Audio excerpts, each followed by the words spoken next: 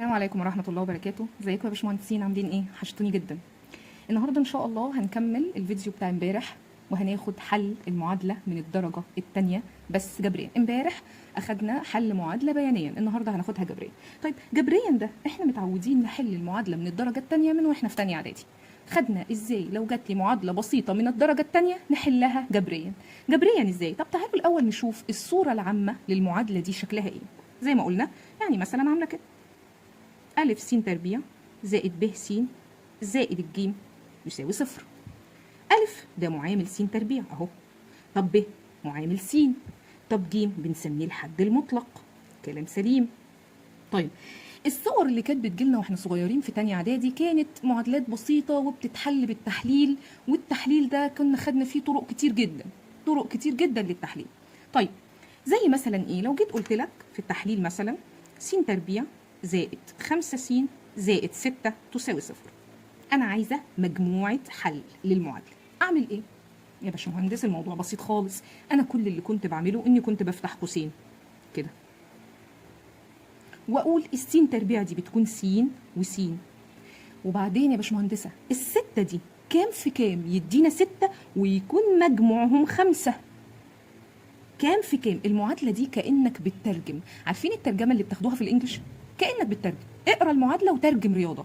الرقم ده كام في كام يدي الرقم ده ويكون مجموعهم الرقم ده.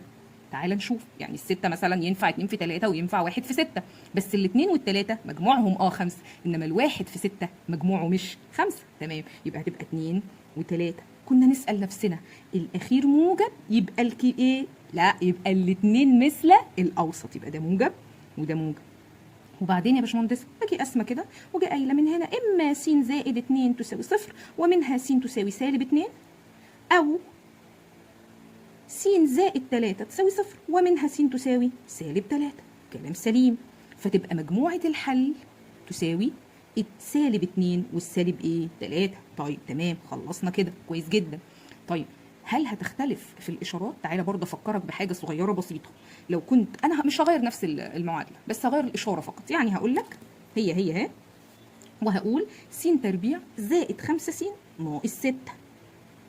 شفت بسيطه ازاي؟ برضه هعمل ايه؟ هفتح قوسين، هقول س وس.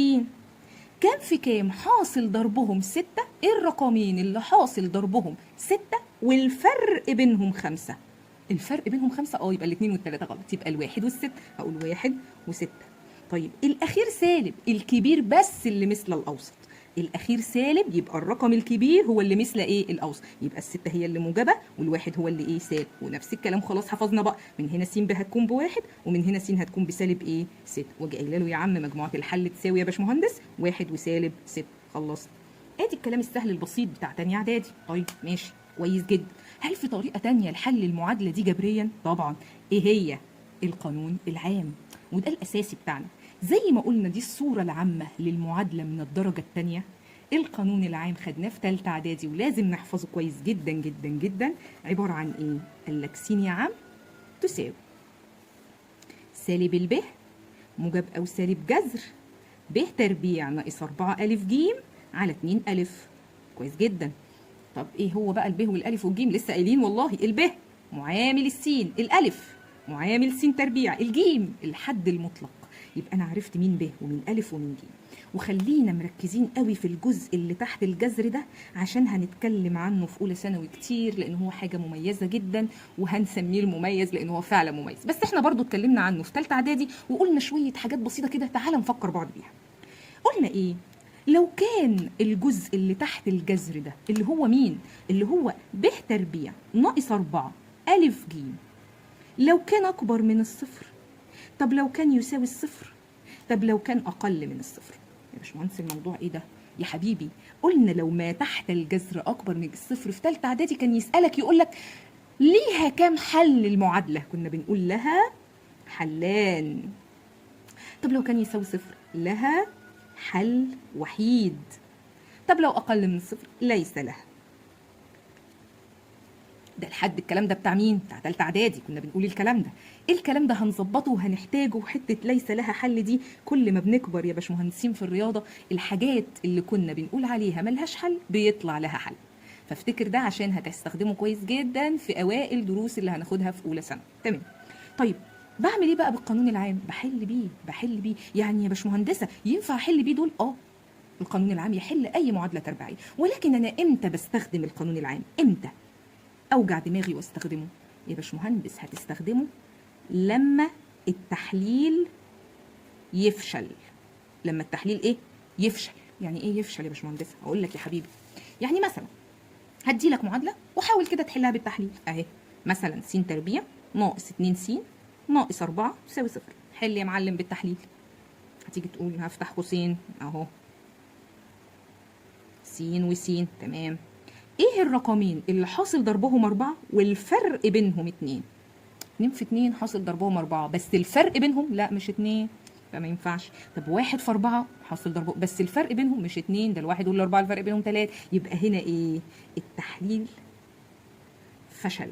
يتدخل بقى حبيبنا القانون الايه؟ العام، هو اللي يحلها. تعالى بقى نحلها بالقانون العام. يلا حبيبي. معامل س تربيع اللي هو أ ب1، معامل السين بس اللي هو ب بكام؟ بسالب 2. طيب الحد المطلق اللي هو ج سالب 4. يلا يا باشمهندسه. طيب الموضوع بسيط جدا. اكتب ايه؟ اقول له يا حبيبي س تساوي، واكتب لي القانون بس بعد اذنك كده، سالب ب موجب او سالب جذر ب تربيع ناقص 4 أ ج على 2 أ. تمام شكرا. عوض. سالب الب سالب السالب 2 موجب 2 موجب او سالب جذر الب تربيع ربها للسالب 2 يديك موجب 4 ناقص 4 في الالف 1 في الجيم سالب 4.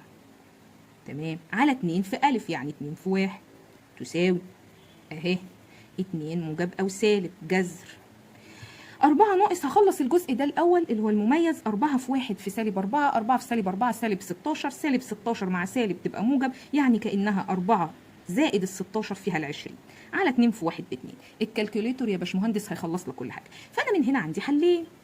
اما س 1 تساوي 2 زائد جذر 20 على 2، او س 2 تساوي 2 ناقص جذر 20 على 2.